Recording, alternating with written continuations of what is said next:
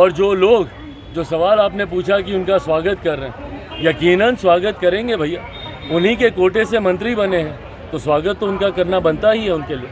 देखिए, चिराग पासवान के इस बयान के बाद बिहार में सियासत और गर्मा गई है। चिराग पासवान अपने चाचा केंद्रीय मंत्री पशुपति पारस पर तंज कसते हुए उन्होंने कहा, देखिए इसके पीछे की पूरी कहानी हम आपको बता रहे हैं। देखिए, आज से कुछ दिन पहले जब मीडिया ने सवाल पूछा केंद्रीय मंत्री पशुपति पारस से कि क्या नीतीश कुमार एनडीए का हिस्सा बन जाएंगे, एनडीए में आने वाले हैं, तो केंद्रीय मंत्री पशुपति पारस का जवाब था कि समय बलवान होता है और नीतीश कुमार का स्वागत है।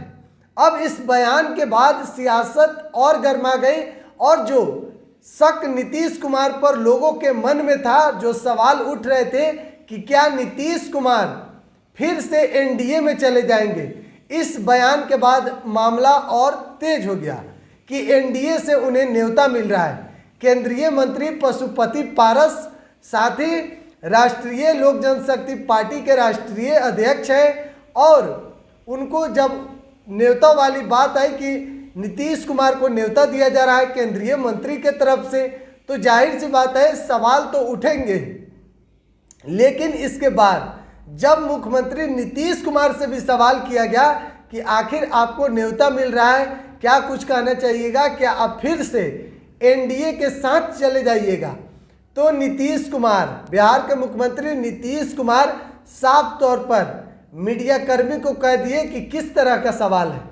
सवाल ही पैदा नहीं होता है कि अब हम फिर से एनडीए में जाएंगे, किसी भी कीमत में हम एनडीए पर अब नहीं जाने वाले हैं। देखिए, लेकिन जब चिराग पासवान पटना एयरपोर्ट पर पहुंचे और चिराग पासवान से जब सवाल किया गया कि आपके चाचा राष्ट्रीय लोक जनशक्ति पार्टी के राष्ट्रीय अध्यक्ष और केंद्रीय मंत्री पशुपति पारस जब कह रहे हैं नीतीश कुमार को लेकर कि नीतीश कुमार जी का स्वागत है एनडीए में और कह रहे हैं कि समय बलवान होता है, चिराग पासवान साफ तौर पर कहें कि यकीनन वो लोग स्वागत करेंगे ही, यानी कि अपने चाचा पशुपति पारस पर उन्होंने हमला बोलते हुए कहा स्वागत करेंगे ही, क्योंकि वो नीतीश कुमार के ही पार्टी के कोटे से मंत्री हैं। बहुत बड़ा सवाल है दोस्तों, नीतीश कुमार के कोटे से मंत्री हैं केंद्रीय मंत्री पशुपति पारस, चिराग पासवान ऐसा बोल रहे हैं।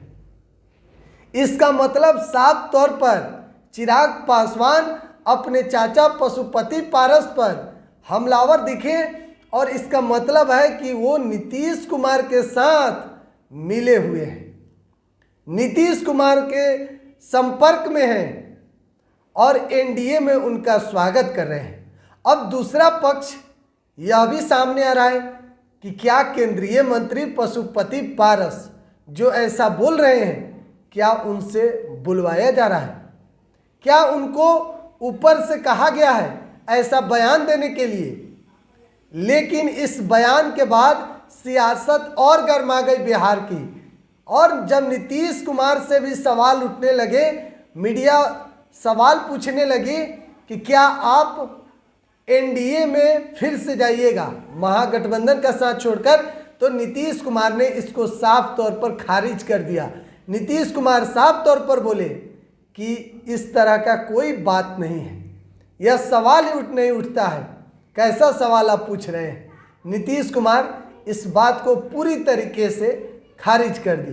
देखिए, देश भर में 2024 के लोकसभा का चुनाव है, चुनाव का बिगुल बज चुका है, तैयारियां अब शुरू हो चुकी हैं, सीट बंटवारे को लेकर अभी बाकी है और INDIA अलायंस में अभी पीएम फेस तय नहीं हुआ है।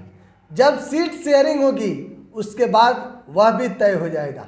उससे पहले बिहार के 40 लोकसभा सीट को लेकर चर्चा और बिहार में सियासी बयानबाजी खूब हो रही है।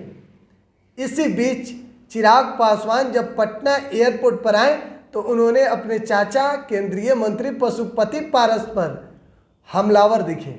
साफ तौर पर चिराग पासवान के इस बयान के बाद अब चर्चाएं और तेज हो गई है। आप क्या सोचते हैं कमेंट बॉक्स में अपनी राय जरूर साझा कीजिएगा।